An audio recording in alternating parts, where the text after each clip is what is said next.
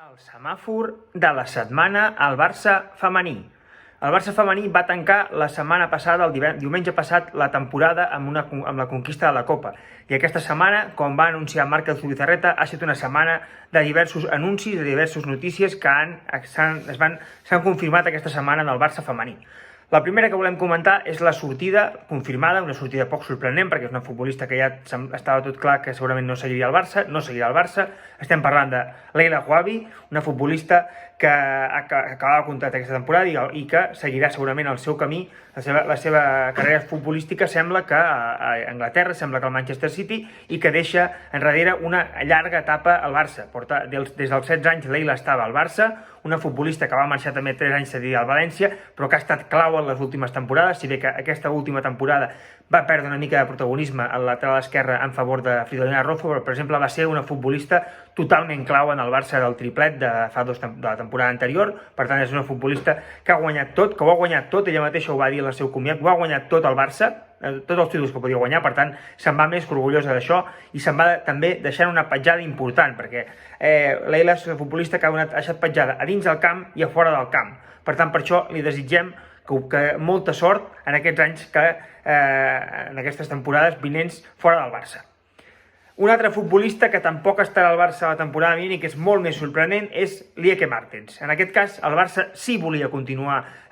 comptant amb la neerlandesa, la futbolista que va suposar el canvi d'aquest Barça femení el 2017 amb el seu fitxatge, perquè en aquell moment el Barça fitxava una futbolista que era la millor jugadora del món, una futbolista que ha anat creixent amb els anys al Barça, una futbolista que al principi era menys transcendent de cara al gol i que va acabar sent molt transcendent de cara al gol. La temporada anterior, aquesta temporada que ha acabat, ha firmat 22 dianes, amb 16 dianes a la Lliga i 13 assistències. Per tant,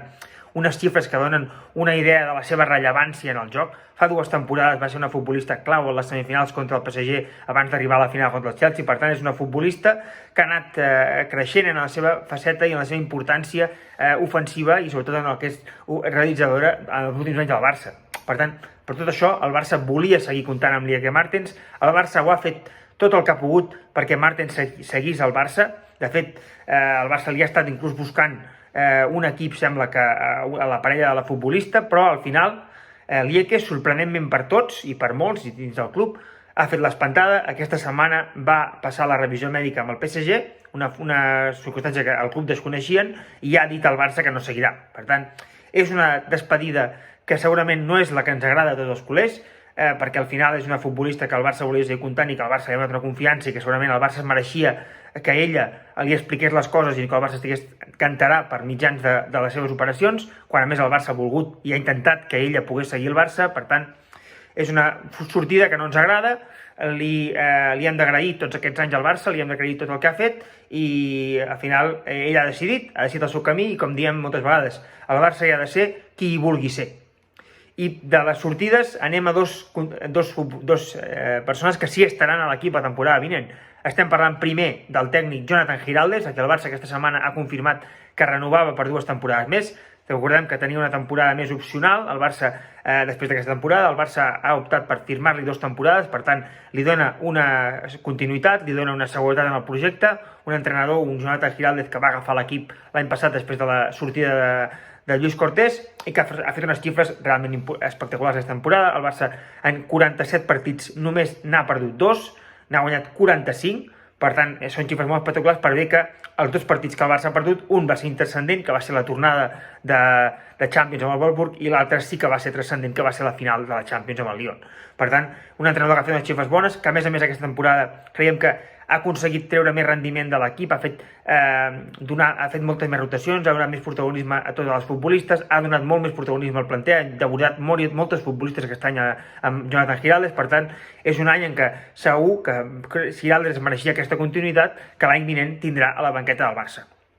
I per últim, una arribada que s'ha confirmat avui mateix, una arribada d'una futbolista que torna a casa, una futbolista com Laia Codina, que torna al Barça després d'un any de cessió al Milan. La futbolista de 22 anys acabava contracte aquest estiu, aquest 2022, però el Barça li ha renovat per 2 temporades més, serà culer fins al 2024, una futbolista que va debutar fa 3 temporades amb el Barça, que la temporada del triplet, que és la que es havia de consolidar, va tenir una important lesió de genoll, i una futbolista que aquesta temporada ha estat clau al Milan, una central que té